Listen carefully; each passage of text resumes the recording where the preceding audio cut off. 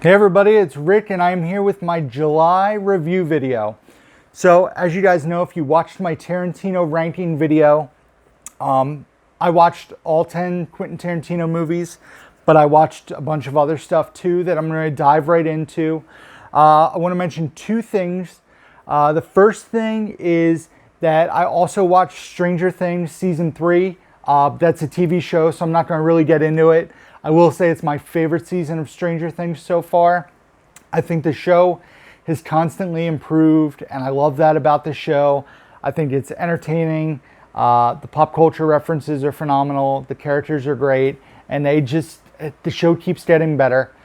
The other show I want to mention is Euphoria. I've been watching that as it airs on HBO. It is awesome. It is basically like a TV modern version of Kids. Very intense. It's about drug use and teen sex, and there's lots of nudity. There's lots of male nudity, female nudity. It is crazy, but it is very well done. It's an awesome show. If you guys have HBO, check out Euphoria. Definitely worthwhile. And then the other thing I want to mention, as you guys may or may not know, Regal announced like 3 or 4 days ago, Regal Unlimited has come, and you guys know, and you'll be able to tell. I've seen quite a few things in July with AMC A-List, and it is the closest theater AMC, but there are 4 Regal theaters within probably like a half an hour radius, and they show many more movies. So stuff like The Art of Self-Defense and The Farewell, which probably will not show at my AMC because it's only a 9-screen theater. I'm going to probably switch over to Regal, even though it's going to end up costing me more because they charge 50 cents a ticket to reserve it. For the couple extra dollars a month it's going to cost, it's $21 and each reservation is 50 cents. I pay $24 for AMC, so 6 movies is going to be the same price. So anything over 6 is going to cost me an extra 50 cents. That's fine. It does not bother me because what I'll be able to see is so much more vast. So yeah, I'm going to dive right in. So the first thing we checked out in July was Yesterday. Yesterday basically tells the story of a fledgling musician who gets in a bike accident, and when he wakes up, everybody has forgotten who the Beatles are. They do not exist. There are other things that don't exist, which is actually one of the funny points of the story. It kind of continues throughout the movie. Like, what else doesn't exist? And there's some funny things. And it's like, no Beatles and no cigarettes. And there's some other stuff that I won't get into. Like, would I trade the Beatles for no cigarette smoke in this world? I probably would think about it. I will mention that there's a Childish Gambino reference, which I absolutely loved in the movie. But the movie was good. It just felt like 2 very different stories kind of meshed into one with no definitive ending or reasoning for what happens. So it was good. The acting was great in the movie. The music was great in the movie. But I just felt like there was stuff missing.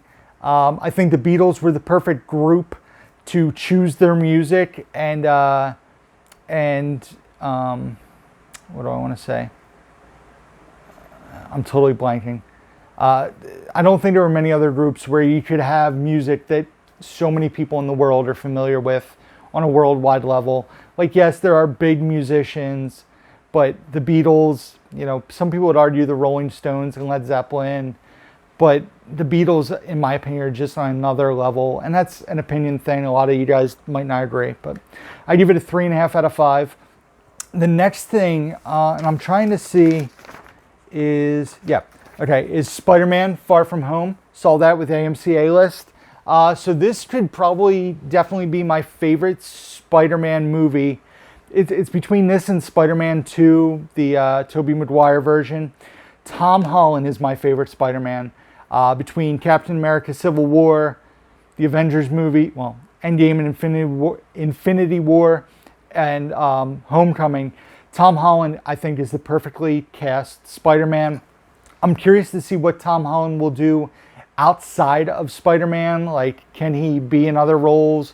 Because we're used to him playing this, like, squeaky voice 17-year-old American, and he's a British actor. And, you know, I just think he was great. I thought Jake Gyllenhaal as Mysterio was excellent as well. And the mid-credits scene in this movie, wow, that's all I'm going to say. I'm not going to spoil it. But the mid-credits scene, I can't wait to see what's next in the Spider-Man universe. I give it a 4.5 out of 5. I really enjoyed it. I think if you have the opportunity, if it's still playing in theaters, go check it out. If not, it's definitely going to be a 4K buy for me. The movie was great. It was very entertaining. The initial time that Bridget and I went and saw it, there was a nasty storm and the screen ended up going black with about 40 minutes, not even, probably 30 minutes left in the movie. And they kept playing the sound. So they finally shut off the sound after I was playing for like 10 minutes. I was like, I don't want this to get ruined. I want to see and hear. So they restarted the movie and put it back like 20 minutes before it stopped. So it was a bit of a crazy situation, but it was enjoyable. Number 3 this month was, third thing I saw, Murder Mystery on Netflix. And I have a note that says hot trash next to it. However, there's something I watched at the end of July that has dethroned this, but just be warned, this is not very good.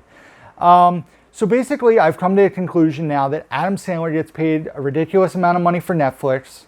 The best thing Adam Sandler has probably done for Netflix, although I have not seen it, is his stand-up special. His movies are basically a way to get him and his friends to go on some kind of elaborate vacation and bring as many of his buddies as he knows for a mediocre comedy movie that's not funny, poorly written. This felt like a mess. I was looking back and I was like, what was the last Adam Sandler comedy movie that was fun, like a good time? And a lot of people would disagree with the first one. I would say That's My Boy, which I thought was enjoyable for an R-rated comedy. Pretty stupid, but still enjoyable. And before that was probably Just Go With It, with Jennifer Aniston and Brooklyn Decker.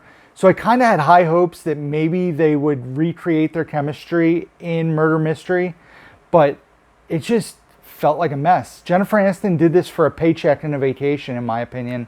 You know, it's just, I can't blame them. Like, if somebody wanted to pay me to go on vacation and make movies that were awful and pay me hundreds of millions of dollars, I don't think I would go against it. But I just wish Adam would, like, he's doing an A24 movie, which is coming out in December, called Uncut Gems. Not a comedy movie. I'm definitely curious about it. Really liked Men, Women, and Children. The Cobbler. His non-comedy stuff has been much better than his comedy stuff. I miss Happy Gilmore and Billy Madison, and even to an extent the first Grown Ups and Bulletproof and Wedding Singer, all great comedy movies. It's not the same with Adam Sandler anymore. So yeah, the fourth movie I watched, I can actually show you guys because I watched it on Blu-ray with RJ, which probably might have been a dicey decision, and that is Batman vs. the Teenage Mutant Ninja Turtles. This was really fun. A lot more gritty than I was expecting out of a cartoon, but then DC, it's a PG-13, so it's only rated PG-13 for its fantasy violence, so there's no language, really. There might be a couple minor cusses, but nothing crazy. This was really gritty, but it was a good time. It was a fun crossover to see Batman interact with the Turtles. I definitely need to watch more DC movies, the animated ones. I've only watched one other one, and I forget, it was Batman versus Robin, maybe. But I give it a 3 out of 5. It wasn't, you know, an amazing movie, but it was fun. It was entertaining. Excuse me, 87-minute runtime. Yeah. Then my sister was over, and her RJ and I watched my favorite Toy Story movie, Toy Story 2, on beautiful 4K. Yes, without the Stinky Pete casting couch joke at the end. That doesn't necessarily really bother me. I mean, I think it's foolish that it was taken out of the movie, but it's Disney, so I get why they did it. This looked phenomenal on 4K. Toy Story 2, definitely my favorite of the Toy Story movies. It would be 2, 1, 3, 4 would be down off the screen. But I feel like, did I talk about Toy Story 4 already? Yeah, that was last month. So you guys know how I felt about Toy Story 4. This was great. You know, I don't have much more to say. Toy Story 2 is a great movie. I love it. It's definitely probably one of my top 3 animated movies of all time. Right up there with Monsters, Inc. And I would have to think about what else. Probably the original Aladdin, maybe. But yeah, Toy Story 2, very cool. Next, I took RJ to see Spider-Man Far From Home. I'm not going to talk about it again. It was still 4.5 the second time. And I didn't have to go through the screen going out 3/4 of the way through and coming back. RJ really liked it. It's a great movie. Like I said, can't wait for it to come to 4K. Next was another movie we watched with RJ, and it was a Jim Carrey movie he had never seen, and that is Bruce Almighty. It had been a long time since I had seen it as well. Jennifer Aniston, Jim Carrey, Morgan Freeman, a very young Steve Carell. I think this was actually Steve Carell's first movie. This was really good. It's a fun Jim Carrey movie, classic Jim Carrey comedy. I need to check out Evan Almighty, which I've never seen. I know Jonah Hill's in that and Steve Carell. But rewatching this makes me curious to see what Evan Almighty was all about. This came out before 40-Year-Old Virgin, and I believe before The Office. So this was really Steve Carell's like first big kind of role, even though he's not a major character in this movie. You know, yeah, so that's Bruce Almighty. I give it a 3 out of 5. Next, AMC A-List, the 8th movie I saw, Midsummer, directed by what's his name? Ari Aster, I think is his name. If you guys watch my channel, you might know how I feel about Hereditary. If you watch Cinema Sickness's videos, you might know how I felt about Hereditary. So it's safe to say that I hated Hereditary more than most people. It made me very angry in 2018 seeing a bunch of year-end lists where it was a #1 movie on a lot of them, where it was just I just didn't get the appeal. The movie looked great, but outside of that, I don't have much nice to say about it. However, Midsummer, surprise of the video, people, I give it a 3.5 out of 5, which compared to Hereditary, which I gave a 1.5 out of 5, huge step up. I think a lot of that had to do with me having no expectations at all, wasn't even going to see this movie, and it's like 2 hours and 40 minutes. It had a lot going against it for me. But I went in, I watched it, and it was interesting. A lot of people have said it's very much like The Wicker Man. I haven't seen The Wicker Man, so whatever, you guys can go after me for that. Apparently there's a foreign movie called Midsummer, and a lot of the same stuff happens in it. I don't know how true that statement is. Chris Stuckman mentioned that in his review of Midsummer, that has a very similar story, the same name. I don't know. I hope that's not true, but I will say this is probably the most beautiful horror movie, if you want to call it a horror movie. I don't think it's necessarily a horror movie. It is one of the best looking movies of the year so far. The movie looks gorgeous. The cinematography is phenomenal in the movie. The movie has a lot of WTF moments, we'll say, to be politically correct and PG for the kids. And I think a lot of this director's selling points is he likes to be weird and shocking. I think he tried to do it with Hereditary. This guy obviously has a thing for naked people and cults in both movies. I'll leave it at that. And, you know, it had me intrigued. The story had me interested throughout. I wanted to know where they're going with it. Will I buy this on 4K or Blu-ray? No. Am I bashing the movie? Absolutely not. I thought it was really good. I thought it looked good. I just never need to watch it again. It is not something I am intrigued to watch again. I definitely think this is a movie that's people will be very divisive on, just like Hereditary. You're either going to like it or hate it, but I think you guys should check it out. It's not going to be for everybody. 2 hours and 40 minutes, very gruesome, very bizarre. Florence Pugh, I didn't even recognize her. She played Paige in Fighting with My Family. She was great as the lead actress in this movie. I give it a 3.5 out of 5, guys. It was good. Next was another horror movie, and that's Crawl. I saw it with AMC A-List, and the movie's exactly what you'd expect. A lot of people got mad at me based on stuff I said about it on Facebook, and the movie's 85 minutes. That's great. That's all it needs to be. It was an R-rated monster movie, kind of. You know, like I don't know why people think it's 4.5 out of 5 stars. No, like it was good, it was entertaining, but I thought the relationship dynamic between the father and daughter didn't add anything. I thought a lot of the acting was mediocre, which some people don't agree with me on. Nothing overly memorable. I'm 2 or 3 weeks removed and I don't really remember much about the movie. There were jump scares, which I'm not a huge fan of, but I'm just glad it was 85 minutes. It was entertaining. If you watch the trailers, you know what to expect, although most of the trailers, the last 20 minutes of the movie, that is probably a spoiler. But yeah, I give it a 2.5 out of 5. I won't need to own it. I saw it. It was entertaining. That's all I have to say about it. Next was a DVD I got from the library, The Billionaire Boys Club.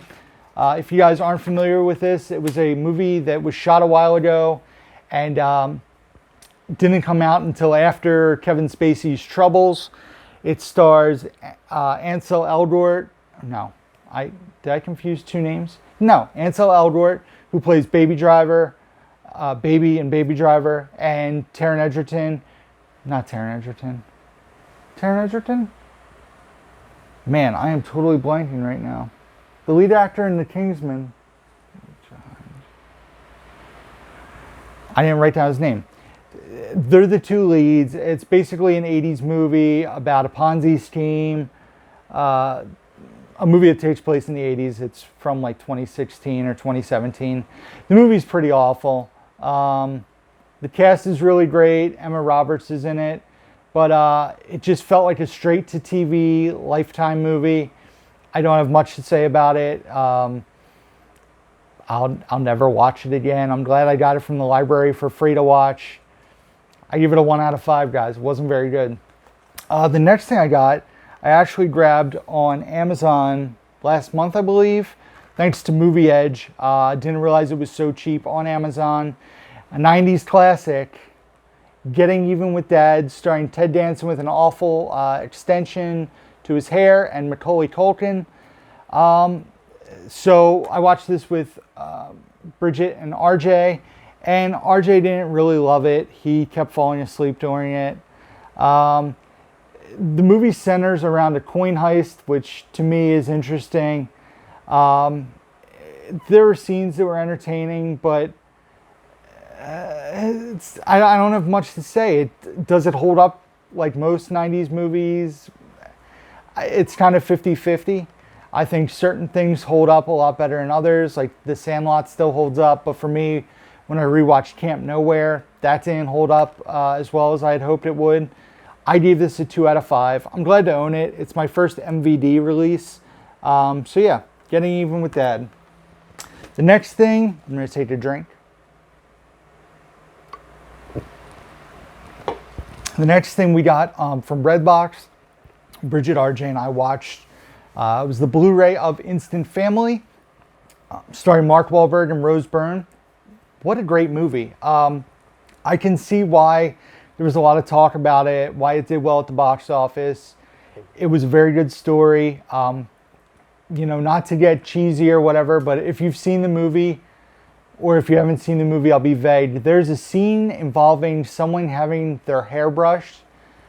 I don't think if you told me at 25 that I would watch a movie and get teary-eyed during a person getting their hair brushed, but the movie had a lot of like powerful emotional scenes that, you know, was entertaining. Mark Wahlberg did good.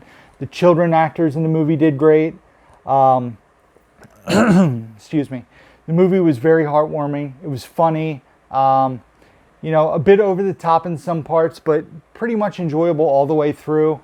The Blind Side references in the movie were pretty awesome. Excuse me. RJ didn't get the Blind Side references, so I'm actually going to be grabbing the Blind Side on Blu-ray because I didn't have it. But I'll be getting that in the near future to show RJ, and hopefully he'll remember Instant Family and the jokes, because the jokes were pretty entertaining. And then there's a dinner scene at Thanksgiving that was pretty great for me. I give it a 4 out of 5. It was really entertaining. I really liked it. The next movie was actually the last one I started watching before we got into the Tarantino movies. And it was one that I had mentioned last month to you guys that I needed to watch. My girlfriend reminded me of that. So we sat and watched Constantine, starring Keanu Reeves. After we saw John Wick 3, Bridget told me that I should check out Constantine. It was her favorite Tarantino, Keanu Reeves movie. I didn't know much about it. You know, we watched it. I enjoyed it. I was pleasantly surprised to see that Shia LaBeouf was in this movie, as well as Gavin Rossdale, who's the lead singer of Bush. That was pretty unexpected. I enjoyed it. Definitely not my favorite Keanu Reeves movie. I love all 3 John Wick movies. But it was entertaining. I give it a 3 out of 5. You know, I don't know how rewatchable it will be for me. And looking at this pack, I've never seen this. I have to watch that before the TV series. So I've seen V for Vendetta, I've seen Constantine, but I need to watch Watchmen. So yeah, I give that a 3 out of 5. Then for some reason I have Reservoir Dogs on this list. I'm not going to talk about that. You guys can watch my Tarantino video if you haven't. The next thing I watched was on Starz, and that is Ordinary World, starring Billy Joe Armstrong, who plays a 39-year-old dad who wants to relive his punk rock days. Billy Joe, stick to Green Day, man. It was pretty awful. The acting was bad. The story was bland. Lots of stars in this movie. I guess did it as a favor to Billy Joe. And they attempted to get very sentimental at the end of the movie. And did not work for me, guys. Did not work. 1 out of 5. Don't have much more to say. Who's ready for the hot trash? I know a lot of you guys love the hot trash of the video. And here it comes. And not only is it hot trash of the video, not only do I have a physical copy of it, which I will be selling because I paid $1 for it and actually goes for like $13 on eBay.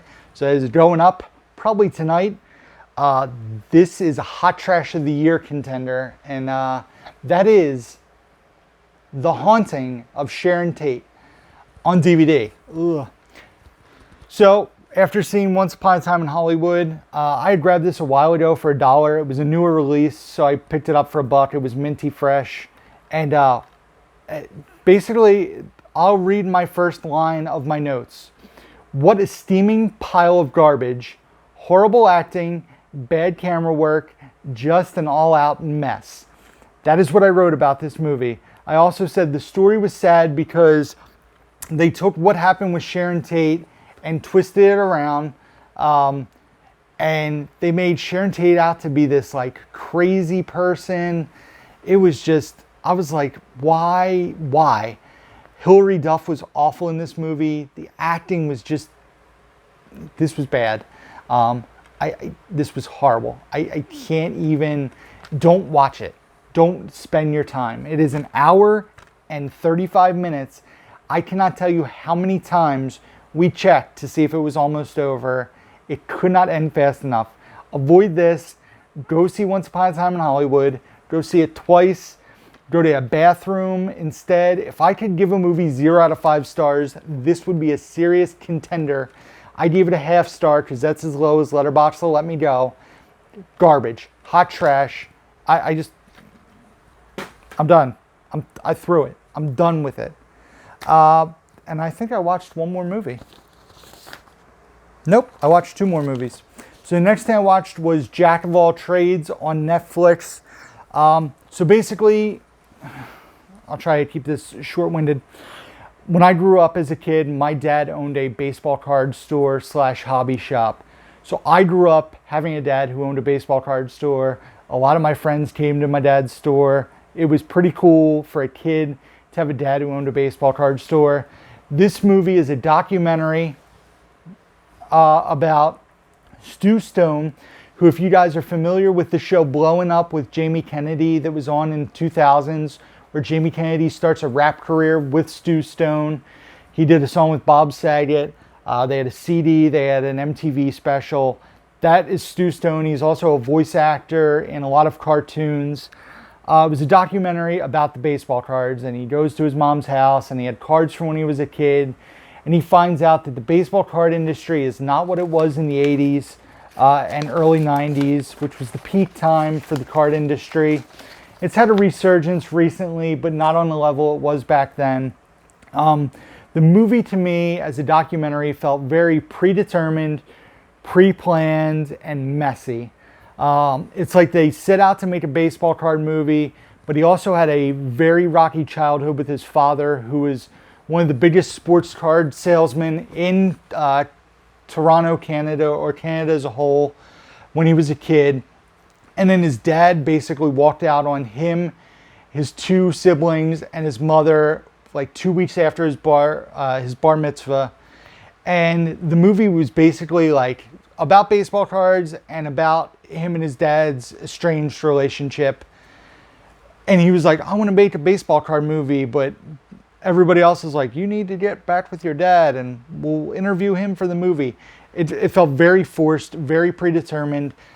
He finds out his dad's in the same city they're in, staying at a hotel. It's very weird. Like I said, it feels like it was very set up. The baseball card stuff, if they would have focused on the sports card industry, it would have been very interesting to just see it. But there was just too much other added drama. I give it a 2 out of 5. I just wish there was more baseball card stuff and less family drama. And the last thing I watched, we actually went and saw Booksmart again on Tuesday. Regal Cinema brought it back to movies for a week only. It was $5 a ticket. So we went and paid the $5 each because we're not Regal Unlimited members yet. And as you guys might know, I've touted how much I enjoyed Booksmart. I think that Booksmart was very poorly marketed by Annapurna. I think that the movie should have done much better in the box office. The fact that it's only made like $25 million is really sad. I think it's an excellent movie. It's Olivia Wilde's first movie she's written and directed. Can't wait to see what she does next. The cast in the movie is so good. There were so many scenes where I was laughing out loud again. A lot of people don't get it. They say it's a super bad ripoff. It's not a super bad ripoff. It is super bad for a new generation. Superbad is 12 years old. Those people are in their 30s that loved Superman when they were teenagers. Like, things are different. It's a female-fronted movie. Caitlin Dever and Beanie Feldstein are awesome. The supporting actors are awesome. It comes out September 3rd on Blu-ray. I can't mention it to you guys enough. I'll be buying it day one. Some of you guys have told me you've pre-ordered it because of how much I talk about the movie and how much I enjoy it. I gave it a 4.5 out of 5. It's not a perfect movie, but it is entertaining. It is funny. It is enjoyable. It has a great story. I gave it a 4.5 out of 5. Booksmart's great. It's probably going to be tough for you guys to go see in movies, but like I said, in about a month, it'll be available on Blu-ray. In about 3 weeks, it'll be available on digital. So go ahead, do yourselves a favor. Please check out Booksmart when it comes out. Support the movie. It was really good. And that's it, guys. That is July in a nutshell. Sorry I did not do more videos throughout July. I recorded a bunch at the beginning of the month, like right after the 4th of July. And just like have been busy watching movies. I've been busy with work and spending time with my girlfriend and my son. We went to Six Flags, as you guys might know if you follow me on Instagram. I will try to do videos more regularly. I like to do them in chunks because I have my setup, my lights done. I have to set up this to put the camera on. So I record them. I release videos every 3 to 4 days. That's what I'm going to probably continue to do. For a while, I was recording every 2 weeks. So we're going to see what happens in August. I might just do one review video because I kind of like it. Another thing is I'm supposed to start Harry Potter movies very soon, which I had never seen. So I might do what I did this month and do a Harry Potter ranked video, as well as an August review video for stuff that I see. There's a ton coming out in movies that I want to see. I want to see Hobbs and Shaw. I want to see Good Boys. I don't have a list in front of me, but there's other stuff. Ready or Not's coming out. It looks really good. So that's it, guys. As always, be sure to hit the like button. Subscribe if you don't already. Hit the bell notification so you guys can know when I drop new videos. Be sure to check out the links down below to Instagram, Twitter, Facebook, Letterboxd, where I rate and review all the movies I watch. My eBay page. You guys can hit me up if you're interested in anything on there. Email, P.O. Box, all that can be found down below.